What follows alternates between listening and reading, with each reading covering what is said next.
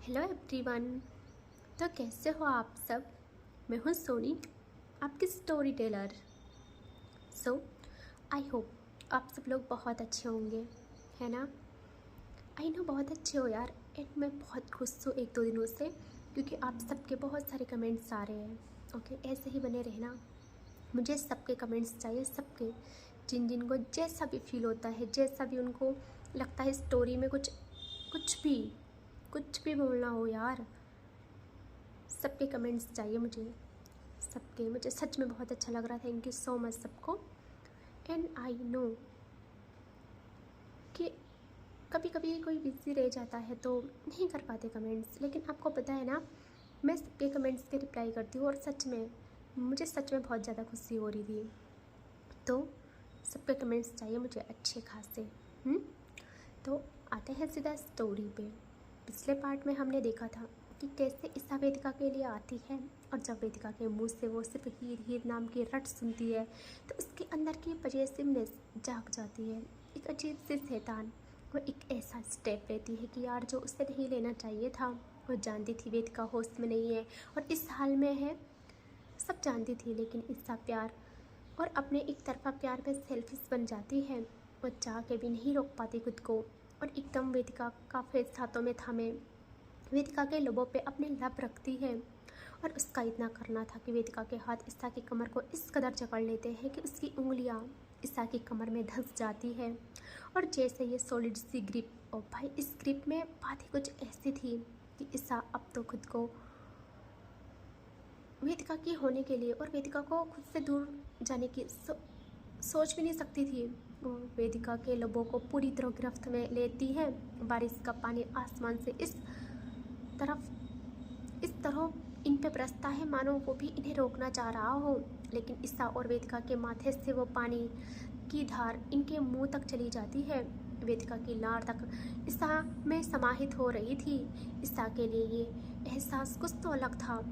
वो चाहती थी ये वक्त यहीं पे थम जाए, ये सब कुछ यूं ही चलता रहे, कभी रुके ही नहीं।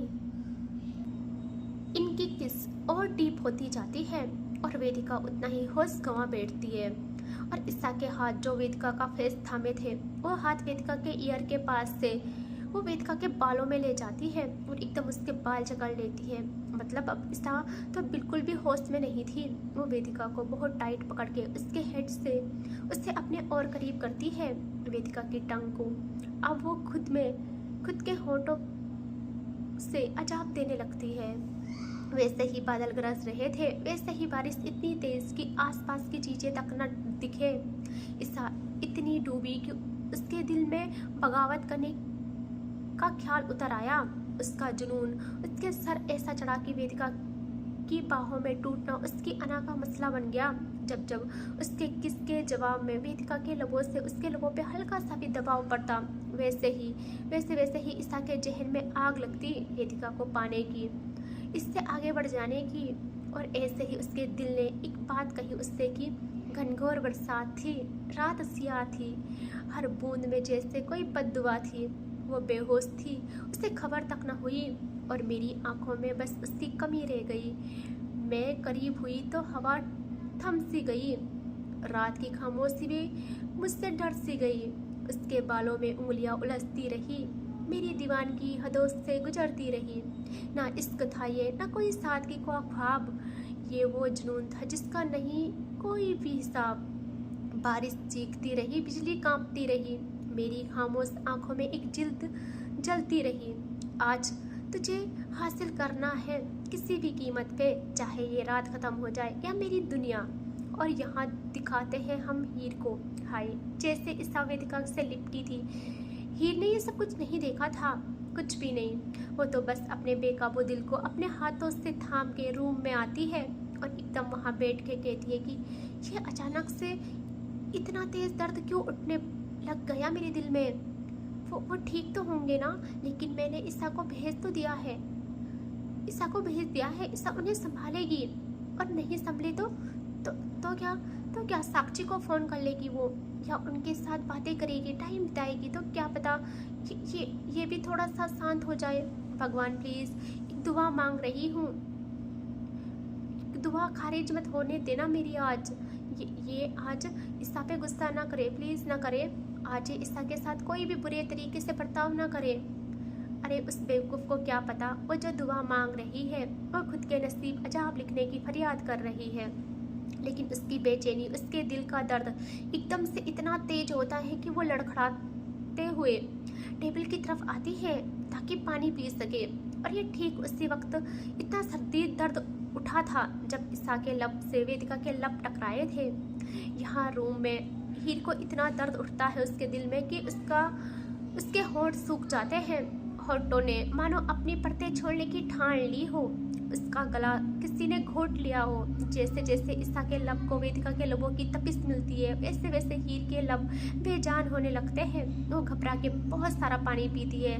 उसकी आंखों के सामने सब धुंधला नजर आता है उसे, और वो अगेन दीवार के सहारे रूम से अपने बेड की तरफ आती। उसी वक्त उससे कमजोर बेजान से कदम डगमगा जाते हैं और वो एकदम टेबल से टकरा के जमीन पे गिरती है। भाई क्या हाल हो गया था हमारी हीर का। और वो जल्दी से अपनी कमर पे हाथ लगा के चिल्लाती है। इतना दर्द होता है, टेबल से उसकी कमर टकरा गई थी क्योंकि वहाँ वेदिका की ग्रिप उसकी उंगलियां जो ईसा के कमर में धंस रही थी। तो यहाँ हीर का दर्द में रहना लाजमी था। वहाँ वेदिका की उंगलियों के निशान ईसा के कमर पे बनते गए और यहाँ हीर के नाजुक सी कमर पे वो चोट लग जाती है, लेकिन उससे ज़्यादा घाव तो उसके रूह पे लग रहे थे।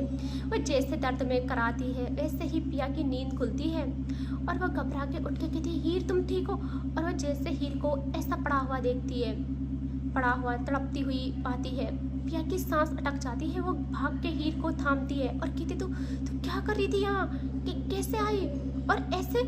और वह हीर का हाथ देखती है जो उसकी कमर को थामे था। पिया जैसे हीर का हाथ हटा के देखती है, वह नीला निशान बन गया था और पिया भाई उसकी आंखों से आंसू आते हैं।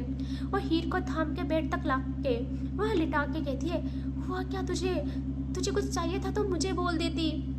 यहाँ हीर के आंखों में आंसू थे। वो अपना एक हाथ कांपता हुआ हाथ धीरे से पिया के गालों पे रख के कहती है, पगली कितना परेशान होगी मेरे लिए। दिन का करार चैन तो मैंने तेरा ले लिया है, अब क्या रातों की नींदें भी सुकून से न लेने दूं तुझे।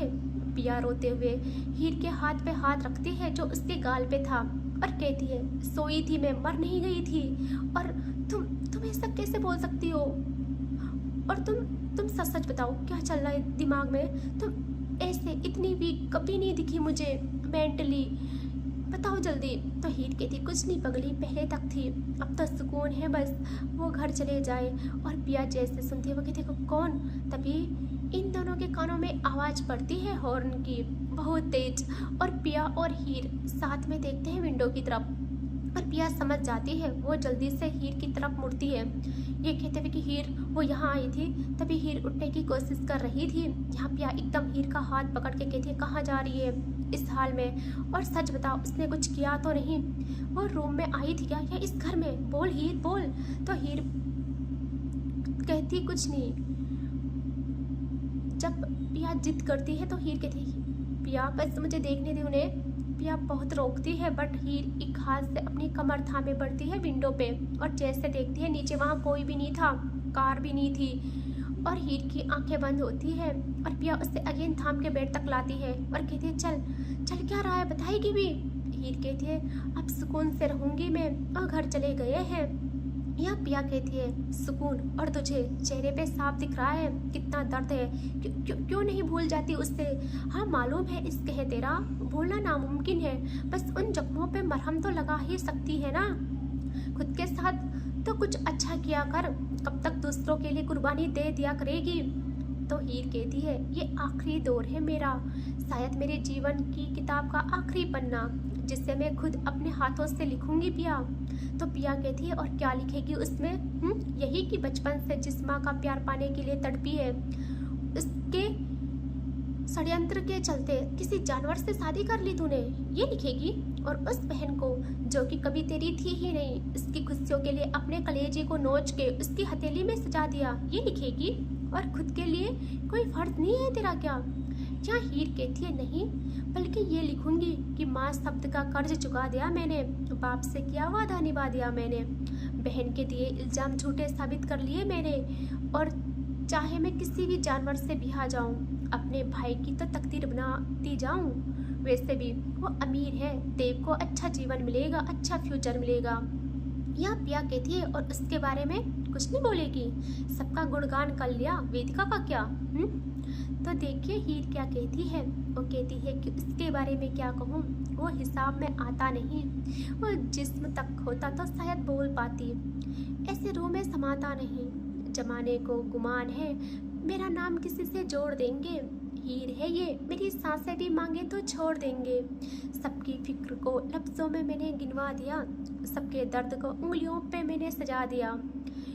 क्यों ढूंढते हो वेदिका को मेरी लफ्ज़ों में, वो तो बस चुकी है मेरी हर आवाज़ में, मेरी बात में, मेरी आंखों में, मेरी सांस में, मेरे वजूद के हर एक खामोश एहसास में। अब हीर को हीर कहना भी गुनाह जैसा लगता है, आईने में खुद को देखूं तो वेदिका का चेहरा दिखता है, मेरी कहानी का हर किस्सा उसी से निकलता है, मेरी नस नस में उसका नाम बन के खून चलता है, मेरे जिस्म का हर जर्रा उसके निशान है, मेरी रूह के हर कोने में उसका मकान है।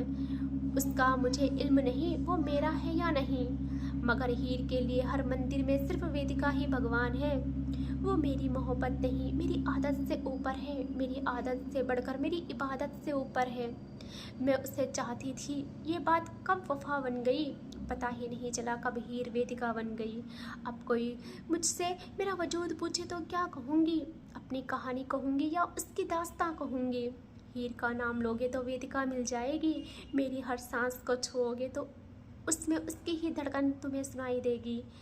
और पिया तो आंखों से आंसू नहीं रोक पाती जब वो हीर का ये बेतहासा इश्क देखती है। यहाँ हीर पिया के आंसू साफ करती है और कहती है, रोती क्यों है पगली, तुमने कहा ना कि उसका जिक्र कहाँ है, अरे देख ना मुझे, गौर से देख, तुझे कहीं हीर नजर आ रही है क्या? बता, मैं लफ्ज़ निकाल रही हूँ तो वेदिका है, मैं चल रही हूँ तो वेदिका है, मुझ में मेरा कुछ भी नहीं, हर लफ्ज़ हर सांस नस नस में वेदिका है। पिया जल्दी से हीर को गले से लगा लेती है और रोते हुए कहती है कि बस कर, पागल हो जाएगी। हीर कहती है, हो चुकी हूँ। वो कहती है, खुद को खो देगी। हीर कहती है, खो चुकी हूँ। पिया कहती है, शादी होगी तो क्या होगा, कैसे अर्जुन को करीब आने देखी। हीर कहती है कि माता सीता से तुलना करना तो पाप होगा, मैं एक तुच्छ इंसान हूँ, उनके चरणों की धूल सही, लेकिन उनके जैसे ही पाक हूँ, जैसे उन पे कोई देखे भी तो भस्म हो जाएगा, वैसे ही मेरे राम के अलावा कोई मुझ पे नज़र भी डालेगा तो जल के राख हो जाएगा। और ज़रा देखो उसकी मोहब्बत, उसकी इश्क की शिद्दत। यार इमोशनल हो गई है ना। खैर आते हैं, जब कार गायब हुई थी तो कहाँ गई थी भाई। जैसे इनकी किस्त हो रही थी ना, वैसे ही ईसा की फीलिंग्स आसमान छू जाती है। उसे वेदिका को हासिल करना था और ये सबसे बेस्ट मौका था। और सुनिए कि जैसे हीर की तबीयत वहाँ बिगड़ी, वेदिका के हाथ एकदम ईसा की कमर से छूट गए और आंखें खोलती है बट उससे कुछ भी साफ नहीं दिखता। यहाँ ईसा भी लाइक कि कैसे सब ब्रेक हो गया।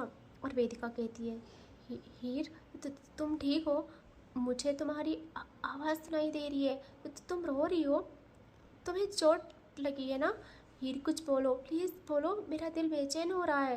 तो तुम ठीक हो ना, मेरे इतने करीब रह के भी तुम मेरे माइंड में क्यों घूम रही हो कि तुम ठीक नहीं हो। हीर बोलो ना प्लीज़। और ईसा कुछ नहीं कहती, वो एकदम वेदिका का हाथ पकड़ती है और रफली उससे डोर खोल के वेदिका को कार में बिठा लेती है। यहाँ वेदिका सीट पे जैसे बैठी थी, पूरा सर टिका के सीट पे, भाई पूरा होश गंवा बैठती है और सोते हैं ना ऐसे हो जाती है। और अभी भी उसके लड़खड़ाते लब यही कि हीर तुम ठीक हो ना जान, तो तुम मेरा सब कुछ हो, मैं तुमको खुद से दूर होने नहीं दूंगी। यहाँ ईसा जल्दी से ड्राइविंग सीट पे बैठती है। जैसे वेदिका के लब पे अगेन हीर का नाम सुनती है, उसका दिमाग घूम जाता है। और वेदिका की जेब से गुस्से में कीज निकालती है और कार स्टार्ट करती है। और उसी वक्त वह हीर को बताना चाहती थी कि देख, मैं जा रही हूँ इसे लेके तुझसे बहुत दूर। और वो वहाँ से कार का हॉर्न बजाते हुए कार को कहीं ले जाने लगती है। और वही टाइम था कि हीर ने देखा था कि कार वहाँ नहीं थी। यहाँ ईसा कार की स्पीड बढ़ाती है और ऐसे ही एक जगह वेदिका को ले जाती है जहाँ बस जंगली एरिया था। रात का वक्त, वैसे ही बेहिसाब बारिश थी। किसी जगह पे ईसा एकदम ब्रेक लगाती है और कार पूरी तरह लॉक कर देती है और देखती है वेदिका को जो कि सो गई थी, फुल अनकॉन्शियस। और ईसा अपनी सीट बेल्ट खोल लेती है और वेदिका की तरफ होकर उसका फेस हाथों में थामती है और अपनी ओर करती है और देखती है वेदिका के फेस को। इतने करीब थे दोनों पहली बार। ईसा प्यार से वेदिका का माथा चूमती है और कहती है काश ये रात यहीं थम जाए, बस आप और मैं, और कुछ भी नहीं, कुछ भी नहीं। मुझे इस पल के बदले मेरी सांसें भी गंवानी पड़े तो मैं गंवा दूंगी। तुम्हें नहीं मालूम हीर के नसीब तुम्हारा प्यार तो आया, तुम्हारा छूना, तुम्हारी फिक्र, तुम्हारी केयर, तुम्हारा नाम से बदनाम तो हुई वो, लेकिन मेरा क्या, मेरे नसीब क्या आया? कभी पल भर की नज़र तक मेरे नसीब नहीं आई तुम्हारी। और वो तो राधा बनी और तुम्हारी रुक्मणी भी बनने के सपने बुनने लगी, लेकिन मैं मीरा के जैसे बिन तुम्हें हकीकत में पाए तुम्हारी पूजा करती रही हूँ। और हाँ, अब नहीं करती इबादत तुम्हारी, समझे? और हाँ, अब नहीं करती इबादत तुम्हारी। अब ये सब उससे ऊपर हो गया है, जुनून बन गया है मेरा जुनून, समझती हो तुम? और मुझे तुम चाहिए। देखो ना, मुझे देखो, मुझ में क्या कमी है, क्या कमी है आखिर बताओ? वेदिका अगेन बड़बड़ाने लगती है। हीर, हीर, बस इतना ही। और वो बस इतना ही कहती है कि ईसा को बहुत गुस्सा आता है, बहुत ज़्यादा। वो एकदम आ जाती है वेदिका की गोदी में। ओ माय गॉड, समझ रहे हो ना? वो वेदिका की कमर के अराउंड अपने पैरों को रखती है और दोनों का फेस आमने सामने। ईसा अगेन वेदिका का फेस थामे कहती है, क्यों क्यों इम्तिहान ले रहे हो मेरे जुनून का? क्यों? क्या क्या कुछ पल सिर्फ तुम और मैं नहीं रह सकते क्या? बताओ ना, नहीं रह सकते क्या सिर्फ और तुम और मैं? और वह वेदिका का हाथ यूं ही खुद से पकड़ के अपने कमर पे सेट करती है और वेदिका को टाइट हक करती है, बहुत टाइट, ताकि वो फील कर सके वेदिका को। और काफ़ी टाइम तक यूं ही रखती है। जब वेदिका के वजूद की वो तपिश ईसा के रूह में उतरती है तो बगावत होनी तो बनती थी।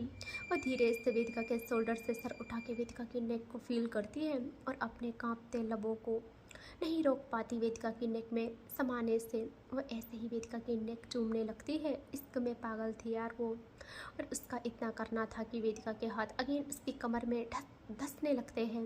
यहाँ वेदिका का ये टच फील करते ही ईसा वेदिका का दूसरा हाथ अपनी कमर से हटा के खुद के बुक समझ रहे हो ना, वो वहाँ रखती है और एक लंबी सांस के साथ वेदिका का हाथ पकड़े दबाव बनवाने लगती है खुद से। और धीरे धीरे दबाव का लेवल बढ़ता है और ईसा की वो सिसकी, उसकी वो आवाज़ें उस कार में कैद होने लगती है। बाहर बादलों की गरज और आसमान का रोना साथ में हदें लांघता है। आंधी तूफान हर शाख को बेचैन कर रहा था। ना पेड़ पौधे सुकून से रहते हैं, ना ही तीन दिल चैन पा रहे थे। हीर वहाँ बेचैन थी, वेदिका बेहोशी में भी बेचैन, और ईसा भी कहाँ चैन से थी। ईशा काफ़ी देर तक वेदिका के हाथों से दबाव बनवाती है और जब ईसा को अपने अंतर्मन के साथ अपने ग्राउंड फ्लोर में तक बारिश के जल से तर हो जाना महसूस होता है। ये पहली बार था तो उसे ये अच्छा लगने लगता है। वो वेदिका की नेक से थोड़ा सा हट के देखती है, एक नज़र वेदिका के चेहरे को, और उसके गाल पे प्यार से हाथ रखती है, बहुत प्यार से, और दूसरे गाल पे थोड़ा सा चूमती है। एंड फिर हल्का सा अपना थंब उसके गाल पे रब करके मुस्कुरा के कहती है, मेरे राजा, तुम सिर्फ मेरे हो।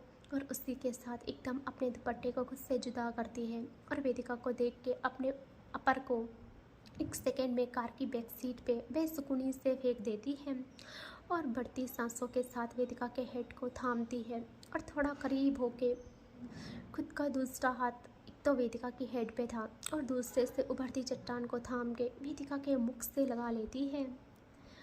और भाई ये एहसास था कि उसी के साथ ईशा की आंखें बंद हो जाती हैं और दोनों हाथों से अब वेदिका का हेड थामे खुद के करीब करने लगती है। और इसके आगे हम नेक्स्ट पार्ट में देखेंगे, ठीक है?